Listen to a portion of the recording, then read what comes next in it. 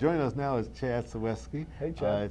Chad, Good to see you. for maybe 30 years, wrote for the Macomb Daily as a political reporter, and now has his own political website, but still watches Macomb County and the rest of the state very, very closely. And of course, sitting next to him is Tim Kiska. Read your work for a long time. You're very good.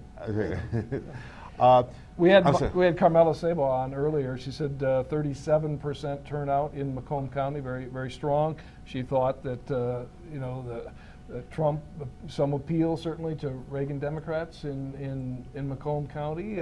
Interested in your read on that county in particular. Well, I think the Democrats should be a little bit worried that there's a fairly significant chunk of Democrats that would be willing to vote for Trump in the general election.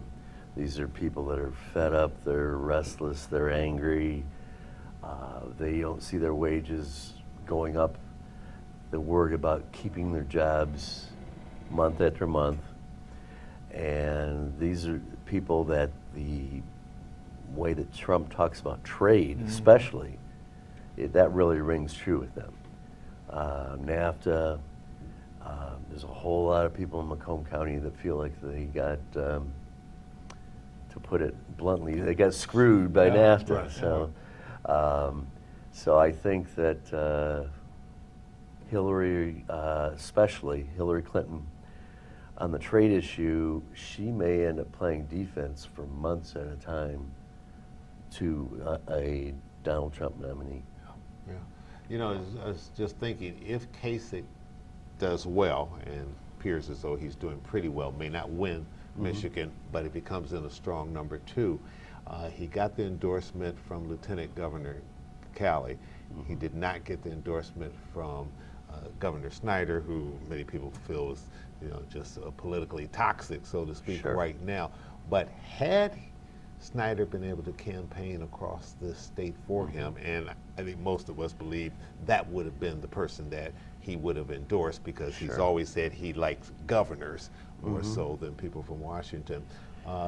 That might have made a real difference in terms of winning. Yeah, it could have. You have to remember too, though, that Snyder was not terribly popular before the whole Flint thing. Some people thought his dipping his toe into the water for running for president, that was kind of and emergency manager and bankruptcy in Detroit, and he wasn't in great shape before the whole Flint thing, but certainly he would have been able to focus a whole lot of attention on Kasich. Right. One poll that came out the other day showed that there's a whole lot of people in Michigan that still don't know nothing about John Kasich. So that's a huge problem when you're running against someone like a Trump. Yeah, for sure. Tim Kiska with us as well. Right. You've got some numbers. We've called Trump. Yeah. Right, for Michigan. 5-10 points, and by speaking of Macomb County, and Trump just walked away with it. I mean, it wasn't even close. The only place that Kasich did generally okay was Oakland County, but he even faded a little bit there, and Trump just sort of cleaned up pretty much every place else. Cruz, does okay in some places, particularly in the western part of the state, but Trump did fine. So what we don't know is the Democratic side. It's so close. Okay. We're seeing Donald Trump now speaking live. He's in Florida. Bernie Sanders also left Michigan, went to Florida. Obviously, the focus is going to shift after tonight from Michigan to Ohio and Florida. But Donald Trump speaking live in Florida, we have called Michigan for Trump on the Republican side. Democratic race in the primary still very, very close here. Not making any projection there. Continuing our conversation, you didn't hear all of that, but Trump says, I'm going to do great in New York. I'm going to do great in New Jersey. And you know what? He did great in Michigan, as it turns out. Yeah. Kasich gave him a little bit of a run for the money at the end, but Kasich's problem obviously is how many times can you say I had a strong second? Right. I'm in the game. I have very few delegates, but I'm still there. And the way this works, the expectations game, he wins Ohio. That doesn't really boost his momentum either, because everybody says, well, he's supposed to win Ohio. He's supposed to win Ohio. Yeah. If you lose Ohio, you're in desperate trouble. which brings us to Rubio, who is struggling to win Florida. He's had just a horrible night. His numbers in Michigan are terrible.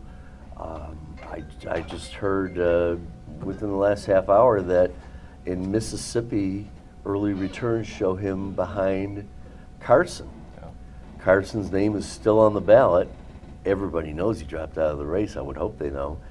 And to finish 5th behind a non-candidate in a red state, that's going to really damage him going into Florida. We should say very quickly, you have a new political website. What is it? PoliticsCentral.org.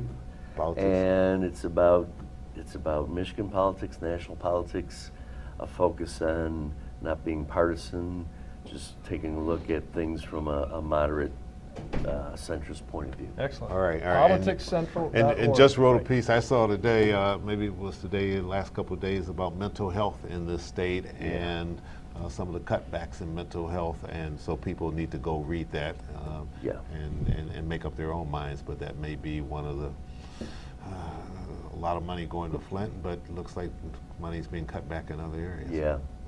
Very good. Chad, All right. thanks so much. All right. Thank you Thank so you. much. See you. Chad, good Hey, seeing you. good to see you, Oh, Chad.